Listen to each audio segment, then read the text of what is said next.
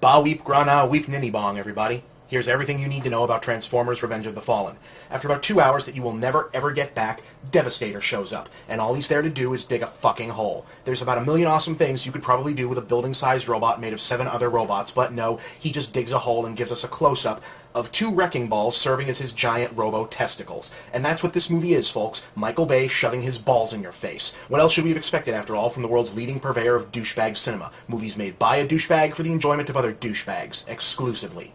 The first Transformers movie was an unmitigated piece of shit, the single worst major Hollywood movie of the century so far, and every problem it had, the sequel has in triplicate. Stunningly bad story, worse script, useless human characters, the lousiest, busiest, ugliest robot designs I have ever seen. And yet, according to the film's bafflingly large army of supporters, we're supposed to overlook all that because, dude, it's like based on toy commercials, right? Like, what are you expecting, brah? This classic douchebag line of argument pisses me off like you wouldn't believe. What the fuck does it matter? Coming from dubious source material is not a license to overlook basic tenets of filmmaking and story structure. People, come the fuck on. It's not like this is some student film where you're supposed to be amazed it got made at all. They blew $200 million making this. You're probably gonna pay north of $20 to go see it. There's no fucking reason for you not to demand better from all that. You can make a good movie out of anything, and vice versa. You ever actually read the book The Godfather was based on? It's not all that good, but you give that to Francis Ford Coppola and he makes it into one of the greatest films of all time. Bonfire of the Vanities is regarded as one of the most important books of the modern age. They made it into a movie with Tom Hanks, and it sucked. I've seen shitty movies based on the life of Christ. I've seen excellent movies based on funny books about a rich guy who dresses up like a rodent and beats up bank robbers because he misses his mommy.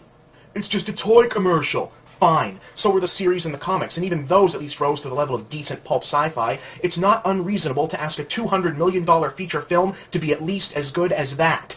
As to the plot, Sam Witwicky is trying to live a normal life, heading off to college. It's a move that strains his relationship with both his parents and his girlfriend Michaela, already under stress owing to their oversight by the secret military... I'm sorry.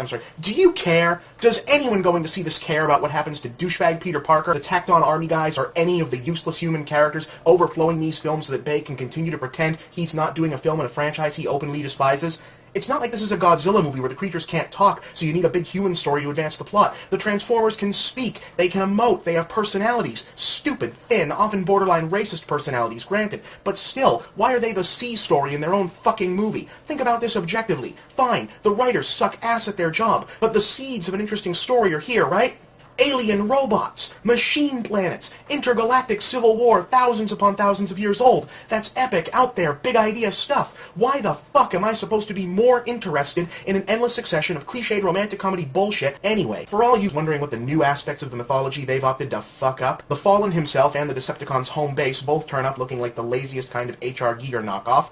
Soundwave is a satellite who never does shit. The new Wheelie is somehow more obnoxious than the old Wheelie. The Matrix of Leadership now looks like one of those phony tribal designs douchebags tattoo on their ankles. And that's pretty much it for the robots, who once again only appear in about 1/4 of their own movie, and even then usually as the background noise to endless processions of military hardware on hand for Bay to continue jacking off his fetish for all things army. This is the part where I'm supposed to say that the action is at least good, but it isn't, because it's a Michael Bay movie, so everything is always jerking around on its 50th Red Bull, at sunset, through a lens flare, half obscured by a mournfully billowing American flag. I could spend another hour going over the film's endless problems, but the truth is they all stem from one source. Michael Bay is wrong for this material. Like it or not, figures like Optimus Prime or fucking He-Man occupy the same headspace for the generation that made this franchise enduring and profitable enough to warrant a film that Robin Hood or Davy Crockett occupied for their fathers and grandfathers' generation. To put something like that on film, you need a preserved sense of childlike awe, or at least something resembling an artistic soul. Bay has neither. The man is the biggest hack since hot coffee.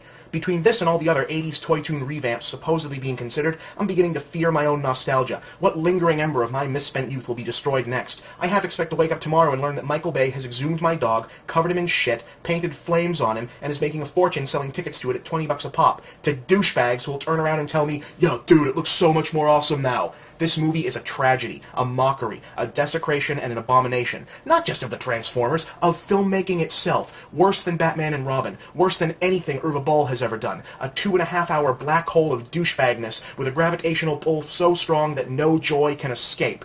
That probably won't stop it from making money, but at least I tried.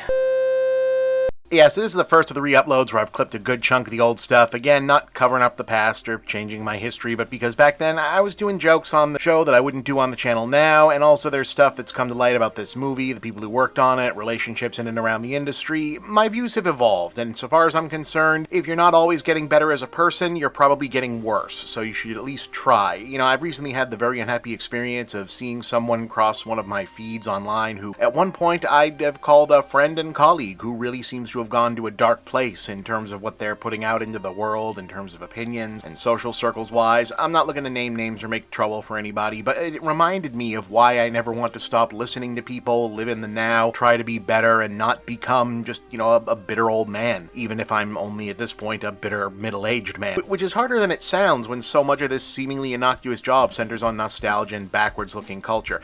But something that hasn't changed is my overall opinion of the movie, even if I no longer necessarily want to be, doing the same kinds of material and humor and whatnot. My humor at the time still just wasn't very good in general, even if it wasn't also inappropriate. It's still just an awful film, though. I don't think my review of it on here is really all that great, and I know this is one of the ones people say is where they found the show and my reviews and why they decided I was good at the job, and, thank you, sincerely. I'm glad you're still watching, and I hope you also agree I've gotten better. Me personally, looking at it a decade later, I still don't think I'd found my voice yet. There's way too much anger, the jokes aren't really landing. I'm doing too much of that late 2000s, how many ways can you elaborately swear thing in place of real material, and still too much of the film nerd show-offism when I'm not joking, in my opinion. But the movie is still bad for most of the reasons I say, even if Michael Bay did eventually start showing himself to be a much more worthwhile filmmaker, and the franchise certainly gets better with Bumblebee and hopefully Rise of the Beasts. But yeah, this one is a time capsule of the era in terms of both the movie and the way that I reviewed it, so